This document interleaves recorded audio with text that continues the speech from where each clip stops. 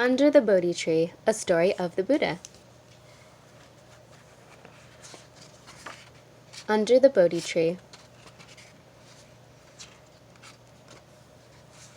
In a long ago time, in a faraway place, a baby boy was born. His name was Prince Siddhartha. Before his birth, his mother dreamed of a beautiful white elephant. The wise men said it was a sign the baby would be special. And he was, just like babies then and now and everywhere, and just like you. The baby grew to be a kind and gentle child. Once he found a wounded swan and nursed it back to health so it could soar across the sky again. The little prince wanted to spread his wings too, but his father said, "You must stay here, away from the world, where I can keep you safe from any pain or sorrow." And so Siddhartha grew up behind the garden walls of a rich and splendid palace. He had new fine clothes, a grand white horse, the softest rice to eat, but like children then and now and everywhere, and just like you, he longed to discover the world. At last, when Siddhartha was a young man, his father let him visit the great city. The king ordered the mayor, "Hold a festival in the market with flowers, song, and dance. My son must see only happy sights."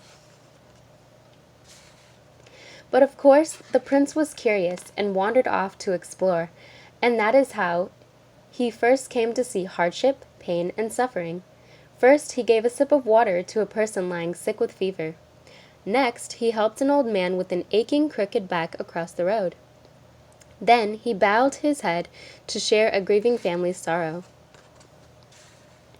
Siddhartha's heart felt heavy and his own eyes filled with tears. He could not stop wondering, how can I help others? "You can do much good as a prince," the king told his troubled son. Siddhartha shook his head.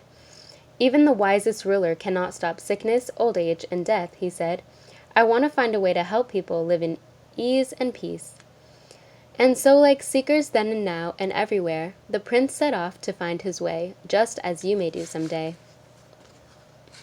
At first, Siddhartha looked to others for answers. He journeyed far and long and followed many different paths. But he still felt lost, like a little ship in a stormy sea, tossed by wind and waves. One day, Siddhartha came upon the welcoming shade of a tall, majestic tree. His spirits rose, and he thought, "Perhaps the answer is inside me. I will stay in this pleasant grove until I find a way to peace. Then I can teach others too." And so Siddhartha crossed his legs in quiet meditation. Many days passed, raindrops fell, cool breezes blew, the sun beat down, and still Siddhartha sat, sheltered by the rustling, heart-shaped leaves of the old and lovely tree. Once a woman named Sujata passed by and thought, "He looks weak and hungry." She brought him sweetened milk and rice. She smiled and said, "Please accept this gift. If you are hungry, you should eat." Siddhartha tipped back the bowl to taste the delicious treat. The rice and milk was warm and sweet. "Thank you for your kindness," he said. On that clear and brilliant night, waves still rippled the surface of his mind, but now the prince just let his fears and worries come and go and kept on breathing mindfully, in and out, deep and slow. Soon even the sighing, heart-shaped leaves grew still, as serene as Siddhartha's mind. And then, just before dawn, he looked up. In the eastern sky, a bright planet appeared, the morning star. At that moment, like the swan so long ago, Siddhartha felt himself soar, aware, free, and fully alive. His worries fell away, and he saw clearly that all things fit together, big and small, hard and easy, joyful and sad, all part of one wondrous world. In a time long ago and a place far away, a baby boy was born. His name was Prince Siddhartha.